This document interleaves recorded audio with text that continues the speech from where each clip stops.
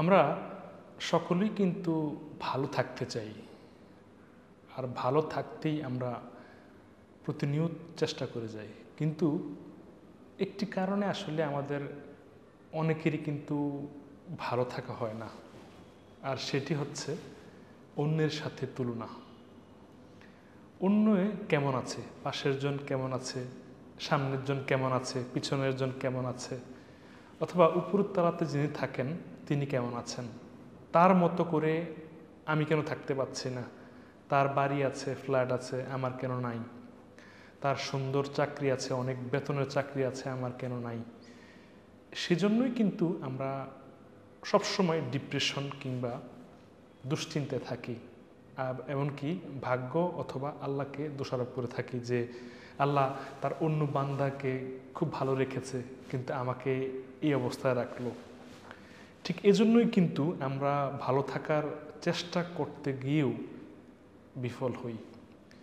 কেননা আমাদের মূল লক্ষ্য, মূল উদ্দেশ্য এবং কি প্রথম যে কাজ সেটি হচ্ছে নিজের যা আছে, নিজে যে অবস্থানে আছি সে অবস্থানকে সাদরে গ্রহণ করে আল্লাহকে বলা যে আল্লাহ খুব ভালো রেখেছ, ভালোই আছি, এটাই আমার জন্য প্রাপ্য, অথবা এটাই আমার কাজের ফল। তাহলে কিন্তু আল্লাহ আপনার জীবন বা আমার জীবনকে অনেক বরকতময় করে তুলবে। কিন্তু আমরা যখন চিন্তা করি যে অন্যজন খুব ভালো আছে, ওই ব্যক্তিটি খুব ভালো আছে, ওই ব্যক্তিটির ভালো বেতন চাকরি করে, আমার কেন নাই, আমি কম বেতনে চাকরি করি, আহা কীভাবে চলবো, এই দুশ্চিন্তা যখন করি তখনও কিন্তু আমাদের ভেতরে দ্বন্দ্ব তৈরি হয়, আমাদের মানসিক অবস্থা খারাপ হয়, রোগ এবং শোক আমাদের ভিতরে কাজ করে। আসলে বরকত নিয়ে আমাদের সকলেরই চিন্তা করা উচিত। অর্থাৎ পাশের জন যদি লাখ টাকার বেতন পায়, আমার বেতন 20,000 টাকা, আসলে আমার বেতন কেন লাখ টাকা হলো না, আমরা হয়তো এই চিন্তা করি।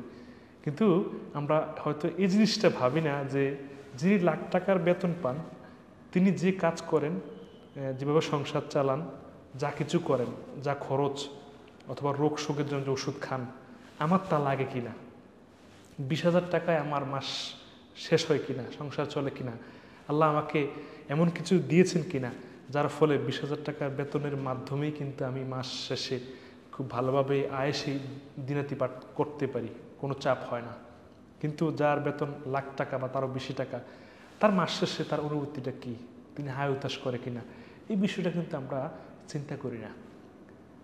আমাদের চিন্তা করা উচিত যে অল্প হলো, অল্পের ভেতরেও কিন্তু আল্লাহ বরকত দিতে পারে। মানুষের জীবনকে মূলত বরকতময় করে তোলার জন্য কিন্তু আল্লাহর কাছে আমাদের সাহায্য চাওয়া উচিত। তিনি রহমত, বরকত, মাগফিরাতের মালিক। তিনি খুব কম জিনিস দিয়ে, কম সম্পত্তি দিয়ে মানুষকে সুখে রাখতে পারেন।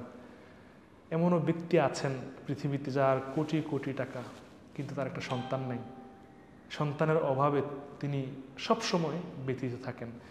এমনও ব্যক্তি আছে যার কোনো টাকা পয়সা নাই, বাড়িও নাই, কোনো জায়গা সম্পত্তিও নাই, তারপরেও কিন্তু তিনি খুব ভালো আছেন, কারণ তার সন্তান আছে, তার পাশে সন্তান, তার ছেলে, তার মেয়ে, তার স্ত্রী সুস্থ, সুন্দর এবং ভালো আছে, এবং তাকে নিয়ে খুব সন্তুষ্ট আছে, তিনিই কিন্তু অনেক ভালো আছে। তো প্রিয় দর্শক, আমি এই কথাই বলতে চাই যে আমাদের প্রতিনিয়ত যে অবস্থায় আছি সে অবস্থায় থেকে নিজের অবস্থানকে নিয়ে সন্তুষ্ট থাকা উচিত। একটা জিনিস বুঝতে হবে, এবং আপনারা এবং আমিও, আমাদেরকেও মানা উচিত যে আল্লাহ যা দিয়েছেন তার ভিতরেই কিন্তু বরকত রেখেছেন, রহমত রেখেছেন, তা নিয়ে কিন্তু আমাদের সামনের দিকে এগোতে হবে। প্রিয় দর্শক, এই কথাগুলো বলতে আমি হাসান সৈয়দ আপনাদের সামনে আসছি। আমার আপনার সবার জীবন হোক বরকতময়, এটাই আমরা কামনা করি। প্রিয় দর্শক, আপনারা সকলেই ভালো থাকবেন, সুস্থ, সুন্দর এবং নিরাপদ থাকবেন। আসসালামু আলাইকুম।